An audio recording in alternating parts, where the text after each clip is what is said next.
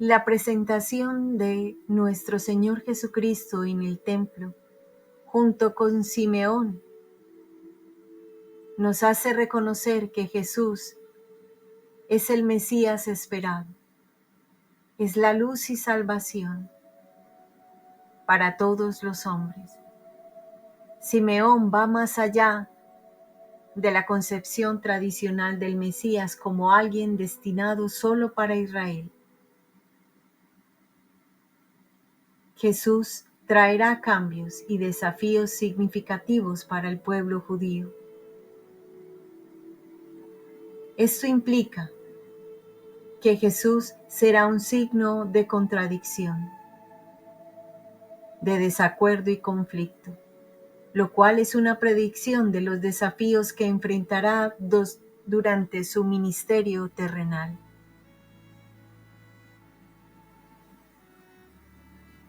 Hoy Jesús es nuestra luz y salvación. Buenos días, buenas tardes o quizás buenas noches. Soy la hermana Mónica de la comunidad monástica Esicasta. Bienvenidos a un nuevo video de nuestro canal El Eremitorio Magdala. Hoy celebrando la festividad de la presentación de nuestro Señor Jesucristo y la purificación de María. Bienvenidos.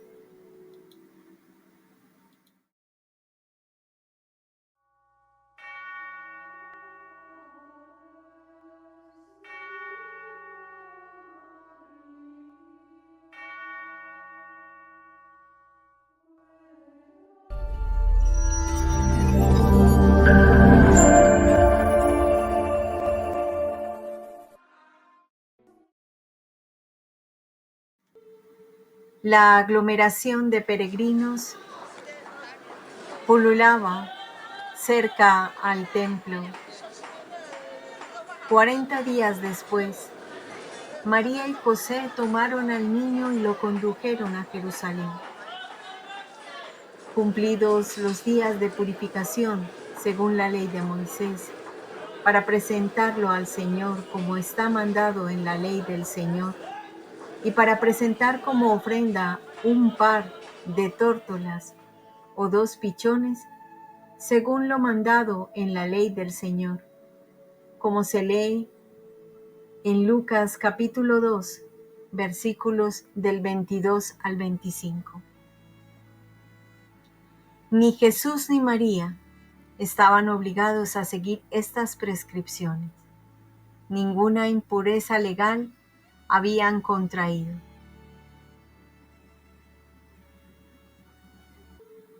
Jesús es el auténtico Cordero de Dios, que venía a quitar los pecados del mundo, y sin embargo, por 3 veces en pocos versículos se hace hincapié de que todo se llevó a cabo en estricta obediencia a la ley de Dios. La Iglesia descubre en este episodio una razón más profunda: el cumplimiento de la profecía de Malaquías, que se lee: vendrá a su templo el dominador, a quien buscáis vosotros, y el ángel del testamento, al que vosotros deseáis.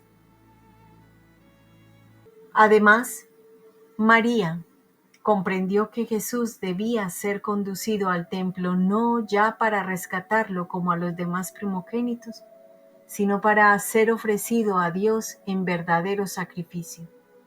Así lo expresa la carta a los Hebreos, en el capítulo 10, versículos del 5 al 7.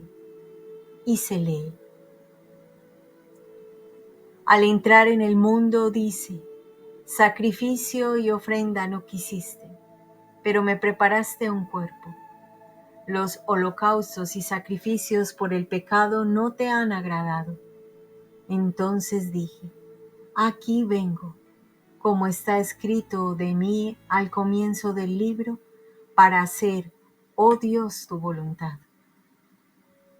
La presentación de Jesús en el templo se podría comparar en cierto modo al ofertorio del sacrificio del Calvario. en la preparación de este sacrificio, como después en su realización en la cima del Gólgota, un lugar especial estaba reservado a la Madre de Jesús. Desde los primeros momentos de su vida terrena, Jesús asocia a María en el sacrificio redentor que había venido a cumplir.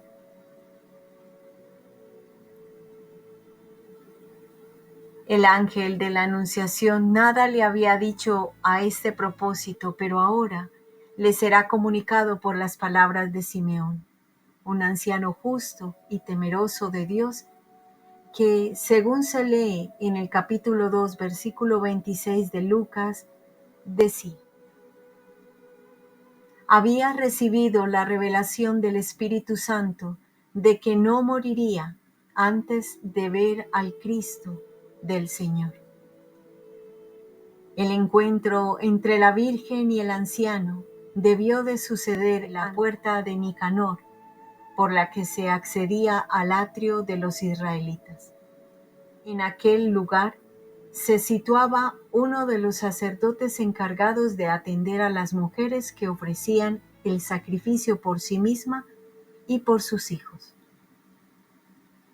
María, acompañada de José, se colocó en la fila.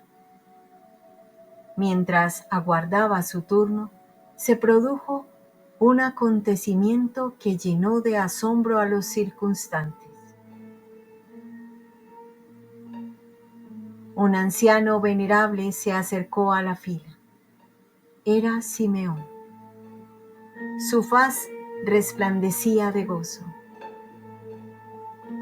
Y al entrar los padres con el niño Jesús para cumplir lo que prescribía la ley sobre él, lo tomó en sus brazos y lo bendijo diciendo: ahora, Señor, puedes dejar a tu siervo irse en paz según tu palabra, porque han visto mis ojos tu salvación, la que has preparado ante la faz de todos los pueblos, luz para iluminar a los gentiles y gloria de tu pueblo Israel.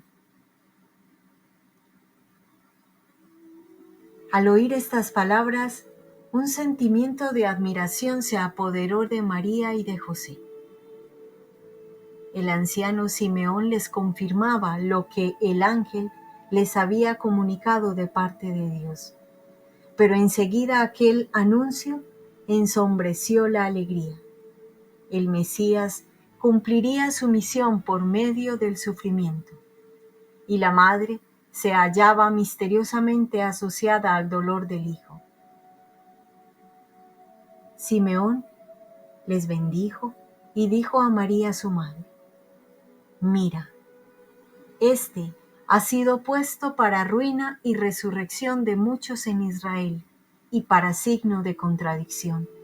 Y a ti, tu misma alma, la traspasará una espada, a fin de que se descubran los pensamientos de muchos corazones. Este versículo se lee en el Evangelio de Lucas, capítulo 2, versículos del 34 al 35. Pero en aquel lugar también se encontraba una profetisa llamada Ana, una anciana de más de 80 años, que se acercó a Simeón y se asoció al anuncio, pues llegando en aquel mismo momento, ella alababa a Dios y hablaba de él a todos los que esperaban la redención de Israel.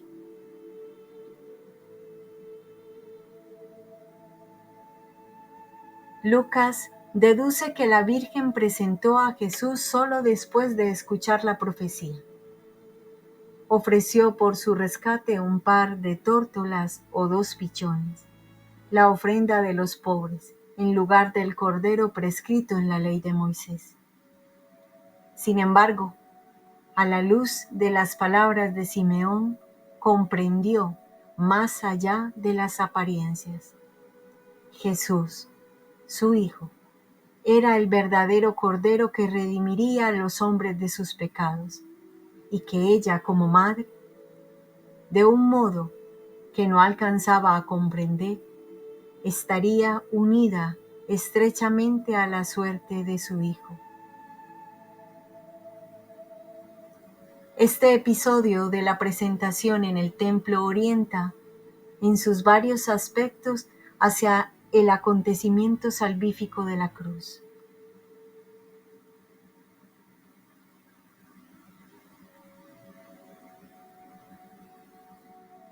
La Virgen lleva al niño a Jerusalén para presentarlo al Señor, una voluntad de oblación que trascendía el significado ordinario del rito. San Bernardo habla de este testimonio diciendo: ofrece tu Hijo, Virgen Sagrada, y presenta al Señor el fruto bendito de tu vientre. Ofrece por la reconciliación de todos nosotros la víctima santa, agradable a Dios.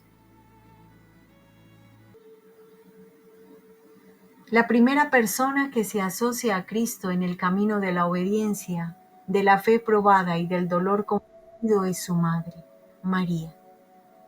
El texto evangélico nos la muestra en el acto de ofrecer a su Hijo, una ofrenda incondicional que la implica personalmente.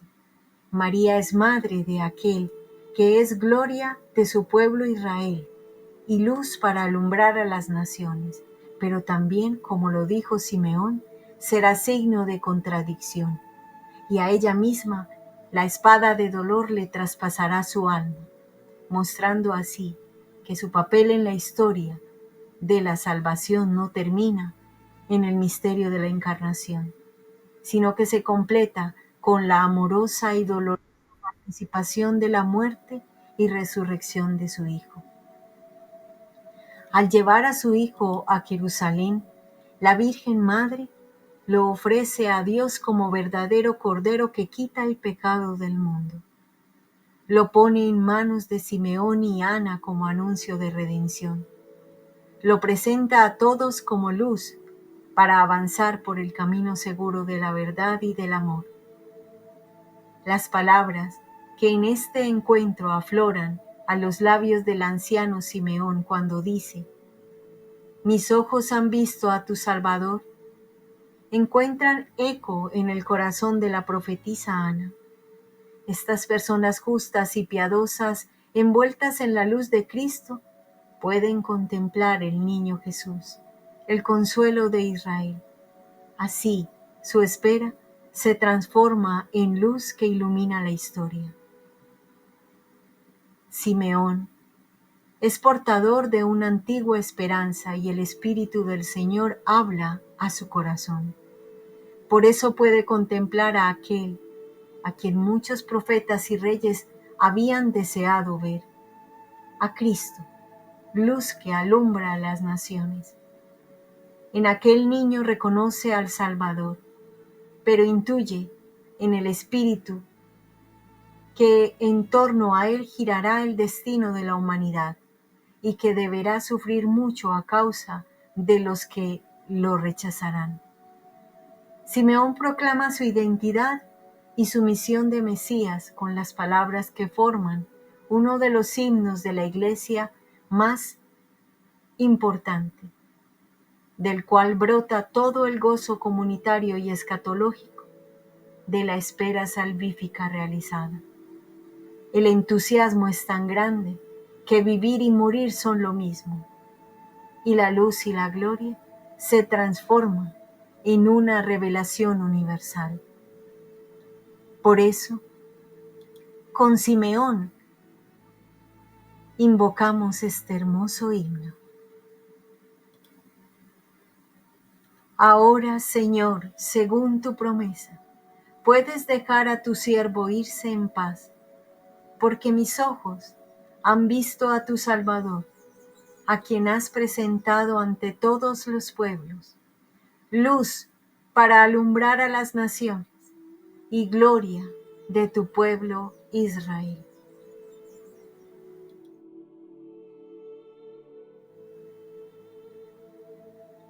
La presentación del Niño Dios en el templo y la purificación de María es una de las fiestas más antiguas de la Iglesia. Su celebración se remonta al siglo IV en Jerusalén. Muchos obispos enaltecieron bíblicamente esta celebración en sus sermones, como por ejemplo Cirilo de Jerusalén, Juan Crisóstomo, Gregorio el Teólogo, entre otros.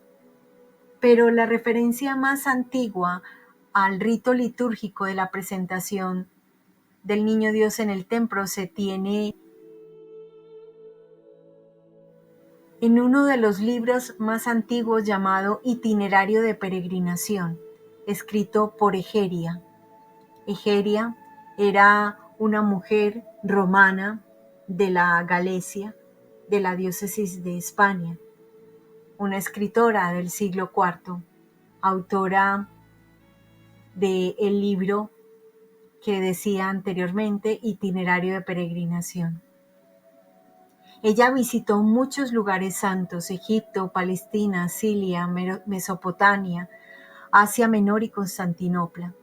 Pero en uno de sus viajes narraba a una de sus amigas monjas que en uno de los recorridos que ella hizo a Jerusalén le llamó muchísimo la atención una ceremonia que se realizaba el 14 de febrero.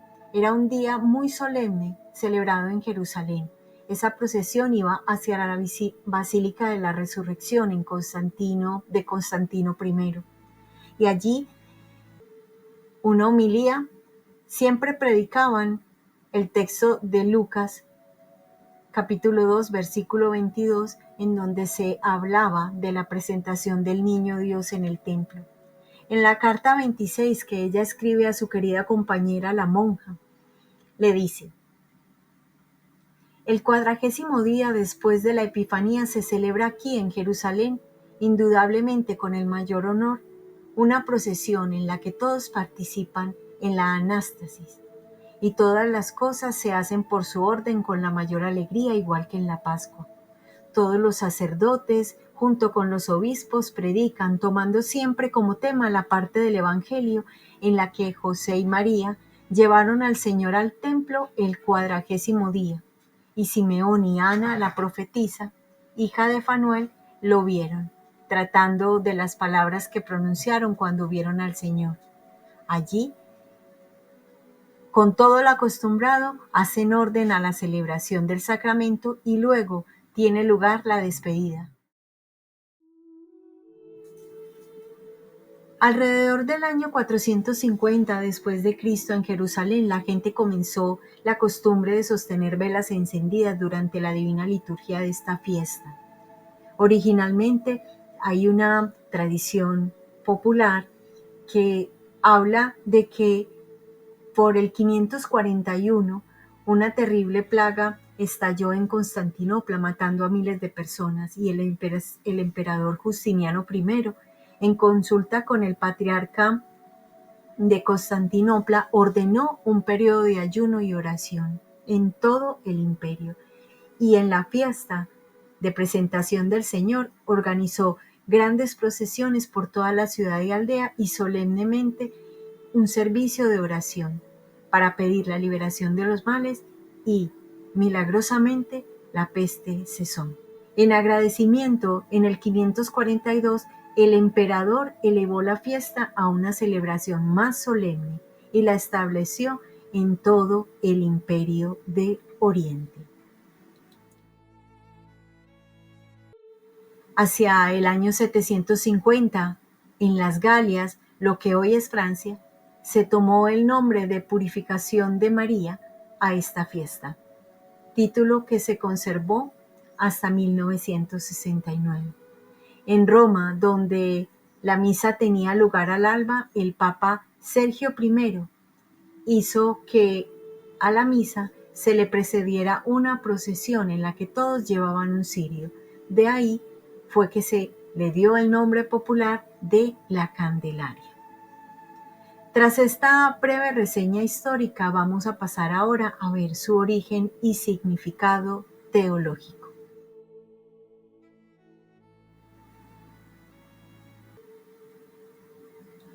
La costumbre de la presentación nos recuerda la ley judía que se lee en el libro del Éxodo, capítulo 13, versículos 1, 2 y 15, que manda consagrar a Dios a todo primogénito en memoria de la liberación de los israelitas de la esclavitud de Egipto, cuando los primogénitos varones egipcios murieron y los de los israelitas se salvaron.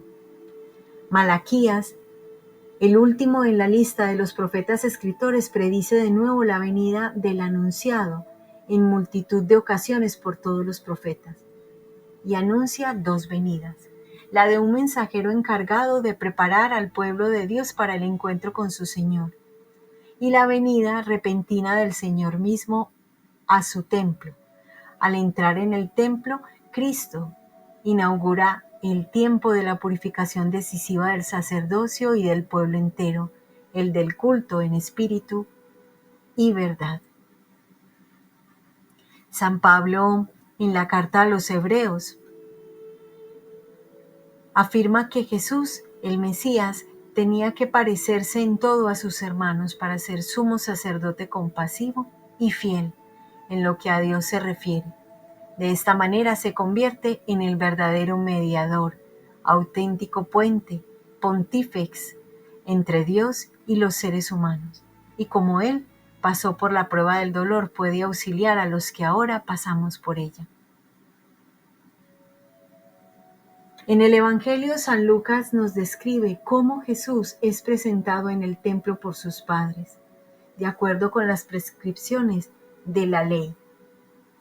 En realidad, es el último mensajero de Dios que viene a su templo, como reconoce el anciano Simeón.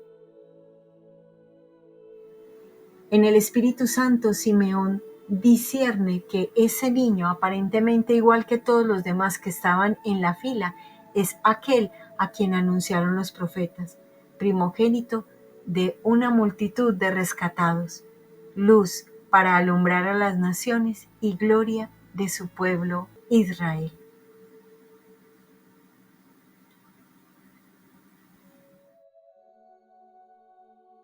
Según se lee en el Tratado sobre el Evangelio de San Lucas, capítulo 15, versículos del 1 al 5, Orígenes en el siglo III escribe: Simeón no había ido al templo por casualidad, sino que fue movido por el Espíritu Santo.